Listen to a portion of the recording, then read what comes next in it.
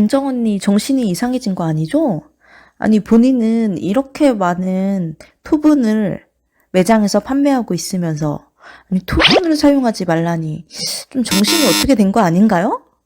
이렇게 생각하시는 분들 분명히 계시죠? 저도 알고 있습니다. 과연 제가 제 무덤을 판 걸까요? 그럴 수도 있고요.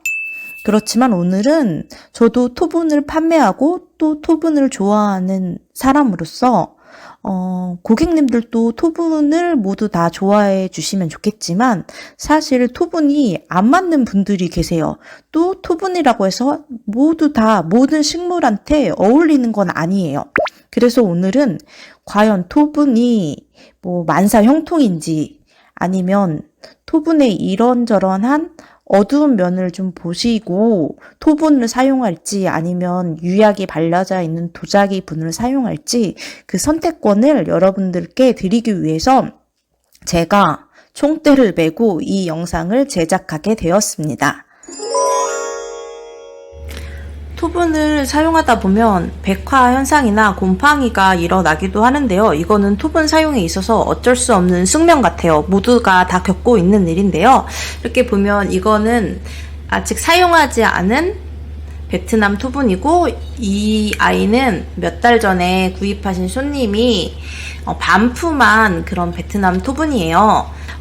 토분을 잘 사용해 보지 않은 손님 입장에서는 이렇게 토분에 흙물이 든다거나 또 토분의 백화현상 혹은 곰팡이가 나는 현상을 못 견디실 수가 있어요. 너무 지저분하게 여겨질 수가 있기 때문이죠. 사실 요즘은 이런 빈티지 토분이라고 해서 이렇게 보면은 이끼가 낀 듯하고 또 곰팡이가 난 듯 이렇게 만드는, 원래 이거는 오래된 토분이 아니라 원래부터 이렇게 나온 토분이거든요. 이런 빈티지 토분이 요즘 인기예요. 그만큼 어떤 분들은 토분에서 나타나는 이런 자연스러운 그 세월감을 선호하시는 분이 있기도 한데요. 반면 이렇게 반품하신 고객님처럼 이렇게 토분이 변하는 것에 대해 못 견디시고 좀 보기에 안 좋게 생각하시는 분도 있어요. 그럴 경우에는 토분을 구연산을 넣고 팔팔 끓인 물에 이렇게 세척 소독을 하거나 아니면 그 물티슈에 식초를 조금 묻혀서 겉을 살살 닦아주면 좀 제거는 되는데요. 확실히 다 제거가 되지 않잖아요. 그러니까 제가 한마디로 하고자 하는 말은 토분에 대한 이해, 또 토분의 변색이나 이런 백화현상 혹은 곰팡이 뭐 이런 점에 대해서 자연스럽게 받아들이고 용납이 된다 하시는 분들만 토분을 이용하시는 게 좋을 것 같아요. 거의 모든 토분은 이런 현상이 생기기 때문에 나는 이렇게 지저분해지는 걸 정말 보기 싫고 볼 수 없다 하시는 분들은 이런 화분보다는 플라스틱 화분이나 그냥 도자기 유약분 사용하시는 걸 추천드려요. 그래서 제가 이런 문구를 급하게 이제 이렇게 작성을 해서 붙여놨어요.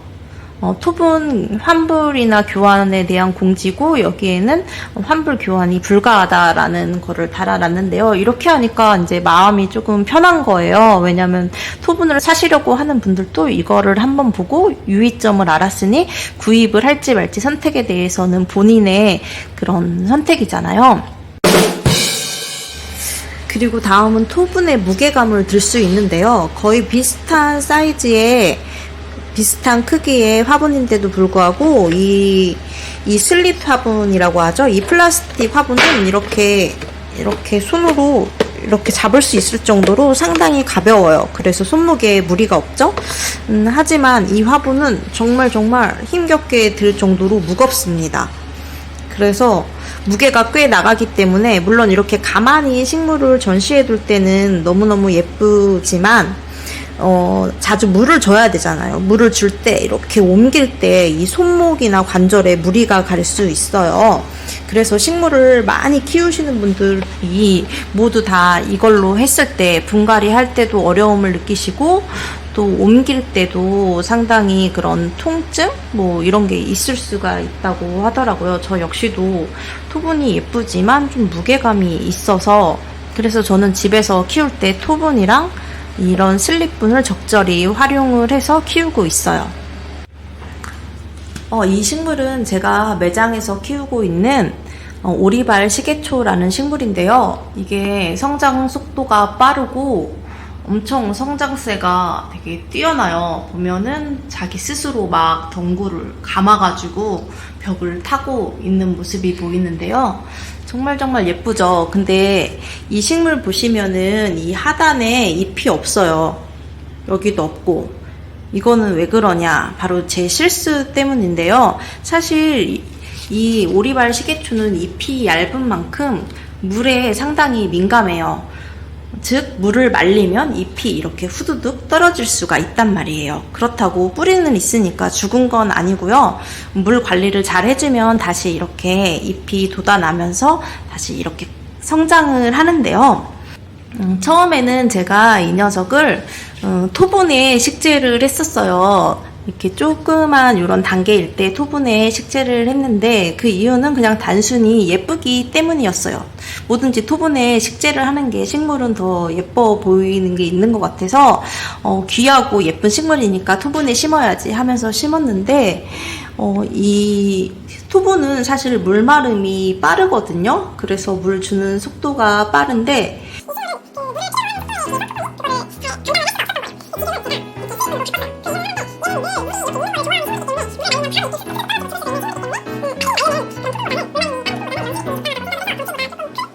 이런 플라스틱 화분을 사용을 하고 있어요.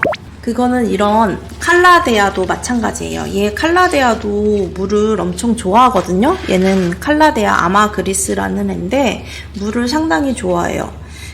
그렇기 때문에 얘는 항상 밑에 이렇게 키우기 어려우신 분은 받침에 물을 고여있게 키워도 될 만큼 물을 좋아하는 아이인데 이런 애를 토분에 심으면 물마름이 너무 빠르기 때문에 이 물을 주는데도 한계가 있잖아요. 계속 물을 주면 힘들어요. 그래서 토분보다는 이런 플라스틱 토분이나 도자기 화분을 추천하는 식물이에요. 제가 하고 싶은 말은 이 무조건 토분이 예쁘고 식물에 좋을 것 같다고 생각이 들어서 그렇게 식재를 하면 물을 주는 식집사의 입장에서도 힘들고 또 그 토분의 물마름을 따라가지 못하는 그 식물의 입장에서도 항상 목이 마르고 힘들 수 있다는 점이에요. 그래서 모든 식물을 토분에 심는다기보다 이 식물의 특성에 맞게 식재를 해주시면 좋다는 얘기를 드리고 싶었어요.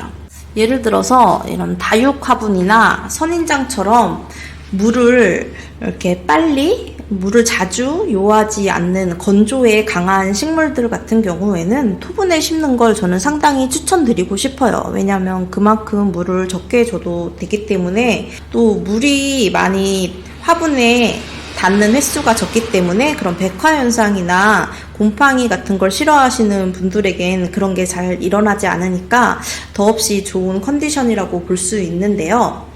하지만 반면에 나는 식물을 키우고는 싶은데 물 주는 거는 세상 싫다. 나는 평소에 식물을 많이 말려 죽이는 편이다 하시는 분들은 토분 사용이 적합하지 않을 수가 있습니다.